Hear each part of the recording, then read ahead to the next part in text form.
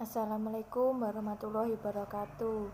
Saya Sabila Nailunaja dari jurusan Bahasa dan Sastra Arab akan menjawab soal tugas UTS Psikolinguistik dari Bu Asna. Yang pertama adalah apa yang dimaksud dengan kajian bahasa internal dan kajian bahasa eksternal, dan mengapa harus ada kajian interdisiplin dalam kajian bahasa. Yang pertama yaitu kajian bahasa secara internal adalah kajian yang dilakukan terhadap struktur internal bahasa itu, mulai dari struktur fonologis, morfologis, sintaksis sampai struktur wacana. Kalau kajian secara eksternal adalah kajian yang berkaitan dengan hubungan bahasa itu dengan faktor-faktor atau hal-hal yang ada di luar bahasa, seperti faktor sosial, psikologi, etnis, seni, dan sebagainya. Kajian interdisiplin dalam bahasa itu diperlukan untuk mengatasi berbagai persoalan dalam kehidupan manusia yang semakin kompleks. Yang kedua, jelaskan awal munculnya psikolinguistik dan sejarah perkembangan psikolinguistik. Pada awalnya, psikolinguistik bukanlah ilmu mandiri yang dikaji secara khusus. Psikolinguistik merupakan ilmu yang dikaji secara terpisah baik oleh pakar linguistik maupun pakar psikologi. Psikolinguistik suatu istilah pertama kali digunakan oleh Thomas A. Shelby dan Charles E. Osgood pada tahun 1954. Walaupun sebetulnya pengajian ilmunya telah dimulai sejak zaman Socrates dan Panini. Dua aliran filsafat, yakni empirisme dan rasionalisme, turut berkontribusi dalam perkembangan pemikiran para ilmuwan di dua ranah ilmu tadi, filsafat empirisme, dan menganggap bahwa ilmu merupakan objek kajian yang dapat dikenali secara indrawi. Filsafat ini erat kaitannya dengan psikologi asosiasi. Aliran ini mengkaji objek ilmu dengan menganalisis unsur-unsur pembentukannya sampai sekecil-kecilnya. Aliran filsafat rasionalisme mengkaji bahwa akal sebagai faktor yang harus dikaji agar memahami perilaku manusia. Sejarah perkembangan psikolinguistik yaitu yang pertama tahap formatif menurut Dardo Widoyo.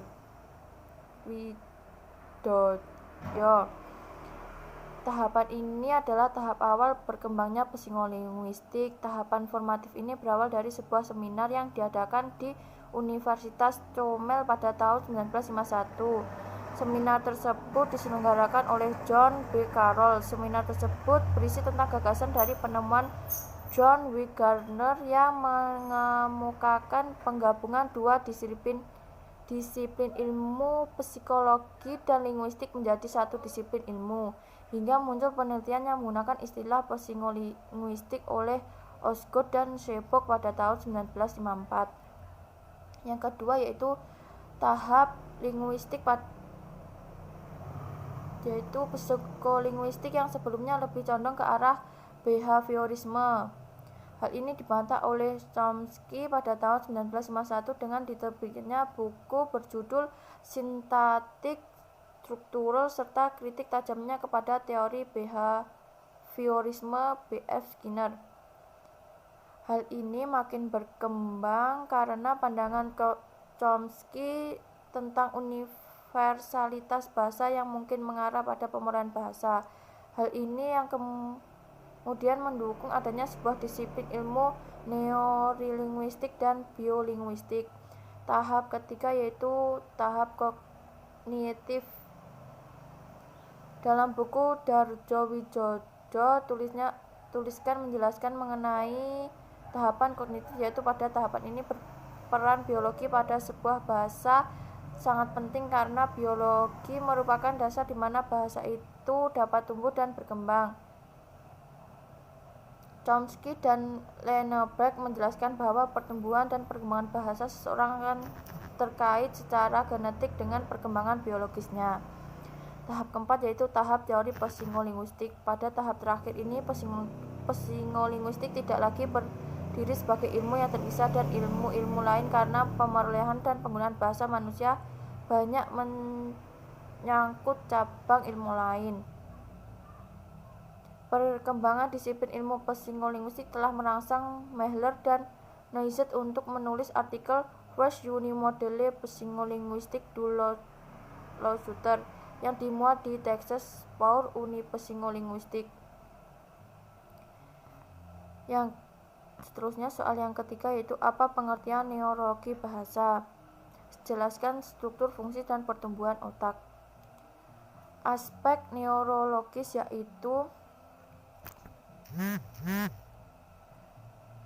kaitan antara otak dengan bahasa. Menurut Jair mengutamakan bahwa dalam sistem saraf manusia, otak merupakan pusat saraf pengendalian pikiran dan mekanisme organ tubuh manusia termasuk mekanisme yang mengatur pemrosesan bahasa. Otak, cerebrum, dan cerebellum adalah salah satu komponen dalam sistem susunan saraf manusia. Komponen lainnya adalah sumsum tulang belakang atau medula spinalis dan saraf tepi.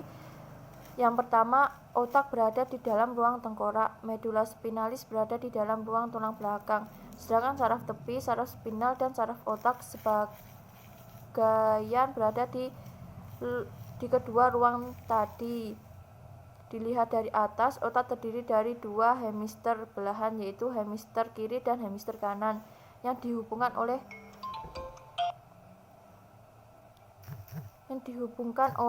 korpus kalosum. Tiap hemisfer terbagi lagi dalam bagian-bagian besar yang disebut sebagai lobus yaitu lobus frontalis, lobus parietalis, lobus occipitalis, lobus temporalis. Permukaan otak yang disebut sebagai korteks cerebri tampak berbelok-belok membentuk lekukan disebut sulcus dan benjolan disebut gyrus. Dengan adanya sulcus dan gyrus ini, permukaan otak yang disebut korteks cerebri itu menjadi lebih luas. Korteks cerebri ini mempunyai peranan penting baik pada fungsi elementer seperti pergerakan perasaan dan panca indera maupun pada fungsi yang lebih tinggi dan kompleks yaitu fungsi mental atau fungsi luhur atau fungsi kortikal dari kata korteks.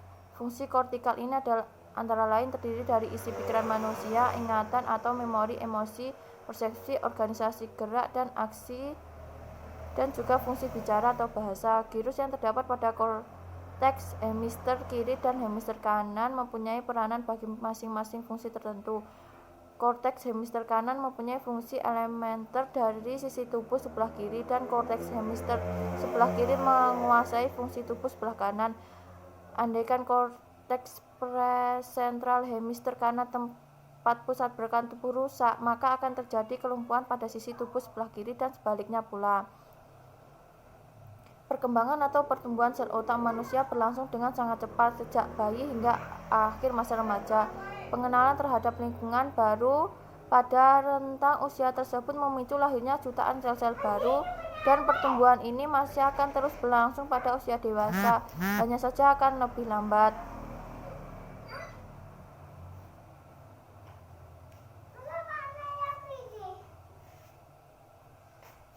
Setelah itu nomor 4, bagaimana seseorang dapat memperoleh bahasa dan bagaimana prosesnya.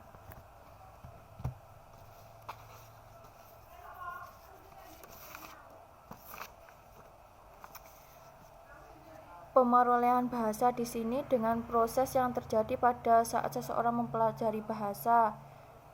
Pertama, tahu bahasa ibu. Dalam pemerolehan bahasa terdapat 3 teori yaitu teori behavioristik, pemerolehan bahasa secara verbal lewat hubungan rangsangan dan respon. Yang kedua, teori navitis yaitu pemerolehan bahasa secara kapasitas genetik.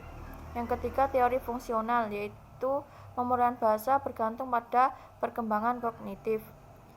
Terdapat 2 proses pemerolehan bahasa yaitu proses kompetensi yaitu proses penguasaan tata bahasa secara tidak disadari. Yang kedua, proses performansi, yaitu kemampuan anak menggunakan bahasa untuk berkomunikasi. Tahap pemerolehan bahasa pertama yaitu tahap pengocehan, tahap 1 kata, tahap 2 kata, dan tahap menyerupai telegram. Yang kelima, sebutkan macam-macam gangguan berbahasa dan bagaimana cara mengatasinya.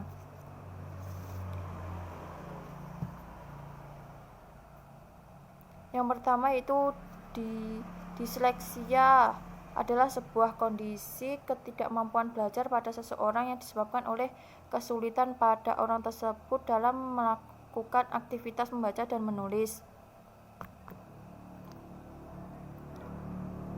Penanganan untuk penderita disleksia adalah untuk benar-benar aktif mendampingi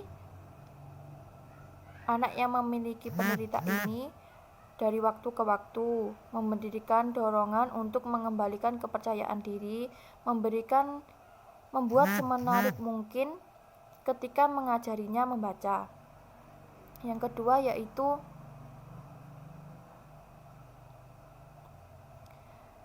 disgrafia adalah kesulitan khusus di mana anak-anak tidak bisa menulis atau mengekspresikan pikirannya ke dalam bentuk tulisan karena mereka tidak bisa menyuruh atau menyusun kata dengan baik dan mengkoordinasikan motorik halusnya atau tangan untuk menulis. Cara untuk mengatasinya yaitu pahami keadaan anak, menyajikan tulisan cetak agar anak-anak itu bisa mengenali tulisan tersebut, membangun rasa percaya diri dari anak agar tidak down mentalnya, latih anak untuk terus menulis agar bisa dan mengenali tulisannya. Yang ketiga yaitu apasia, merujuk pada suatu kondisi di mana anak gagal menguasai ucapan-ucapan bermakna pada rentan usia 3 tahunan. Faktor yang diduga dapat menyebabkan yaitu gangguan organ bicara, keterbelakangan mental, ketulian atau sikap orang tua yang terlalu protektif terhadap anak sehingga tidak mengizinkan anak untuk bersosialisasi dengan teman sebayanya. Namun faktor yang disinyalir sebagai penyebab utama penyakit ini adalah kerusakan pada sistem saraf otak. Cara mengatasinya adalah saya menemukan tidak dapat disembuhkan dan obatnya belum ditemukan. Tapi pengobatannya adalah melakukan terapi bicara.